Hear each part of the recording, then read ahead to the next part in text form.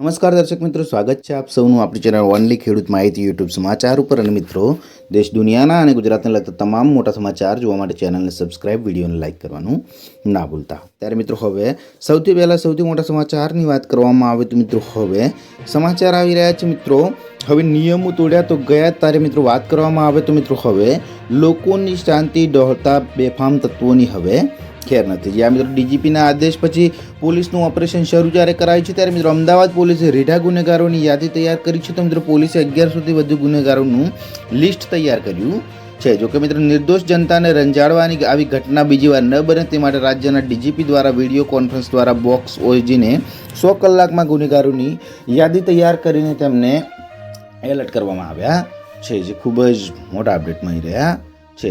ત્યારબાદ મિત્રો અન્ય મોટા સમાચારની વાત કરવામાં આવે તો મિત્રો હવે સમાચાર આવી રહ્યા છે। મિત્રો જાણો ખેડૂતોની આવક કેટલી છે। ત્યારે મિત્રો વાત કરવામાં આવે તો મિત્રો હવે ખેડૂતોની આવક બમણી કરવાની વાતો વચ્ચે વાસ્તવિકતા અલગ જ છે। મિત્રો વાત કરવામાં આવે તો ખાસ કરીને ગુજરાતના ખેડૂતોની આવક ઘણી ઓછી છે। ત્યારે મિત્રો મેઘાલય, હરિયાણા જેવા રાજ્યો કરતાં ગુજરાતના ખેડૂતોની માસિક આવક ઓછી છે। તો મિત્રો વાત કરવામાં આવે તો કૃષિ મંત્રાલય લોકસભામાં આ વાતનો સ્વીકાર કર્યો છે કે ગુજરાતના ખેડૂતોની આવકની દ્રષ્ટિએ દેશમાં 11મા ક્રમે છે, જ્યારે ગુજરાતના ખેડૂતોની માસિક આવક ₹12,600 છે। તો મિત્રો વાત કરવામાં આવે તો મેઘાલયના ખેડૂતોની વાર્ષિક આવક માસિક આવક 29,348, પંજાબના 26,701 અને હરિયાણાના 22,841, જ્યારે મિત્રો ગુજરાતની વાત કરવામાં આવે તો ₹12,631 છે, જે ખૂબ જ મોટા અપડેટ મળી રહ્યા છે।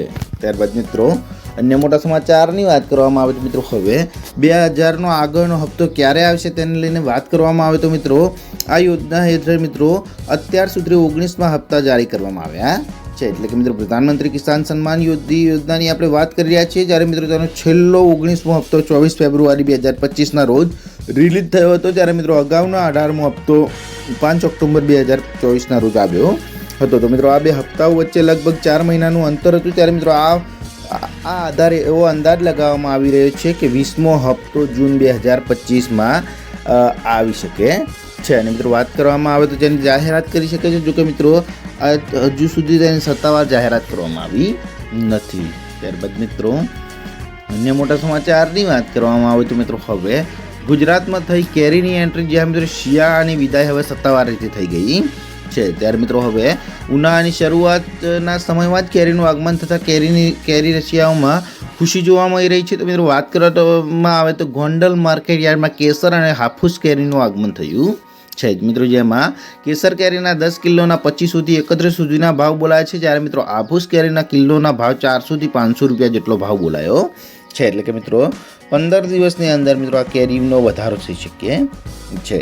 ત્યારબાદ મિત્રો અન્ય મોટા સમાચારની વાત કરવામાં આવે તો મિત્રો હવે સમાચાર આવી રહ્યા છે। મિત્રો હવે કેન્સરની દવા ભારતમાં જે મિત્રો વાત કરવામાં આવે તો આગામી 4 થી 5 મહિનામાં દેશમાં મહિલાઓ માટે કેન્સરની વેક્સિન ઉપલબ્ધ થઈ જશે। મિત્રો વાત કરવામાં આવે તો દેશમાં કેન્સરના દર્દીઓની સંખ્યામાં જ્યારે વધારો થયો છે, અને મિત્રો કેન્દ્ર સરકારે આ મુદ્દાને ઉકેલવા માટે પગલાં લેવાનું શરૂ કર્યું છે। તો મિત્રો વાત કરવામાં આવે તો 30થી વધુ વર્ષની ઉંમરની મહિલાઓને હોસ્પિટલમાં તપાસ કરવામાં આવશે, અને મિત્રો આ સાથે જ મિત્રો રોગના વહેલા નિદાન માટે ડેકર કેન્સર સેન્ટરો સ્થાપિત કરવામાં આવશે। અને મિત્રો 9થી 16 વર્ષની વયના જૂથની મહિલાઓ આ રસીકરણ કરાવી શકે છે, જે ખૂબ જ મોટા અપડેટ મળી રહ્યા છે।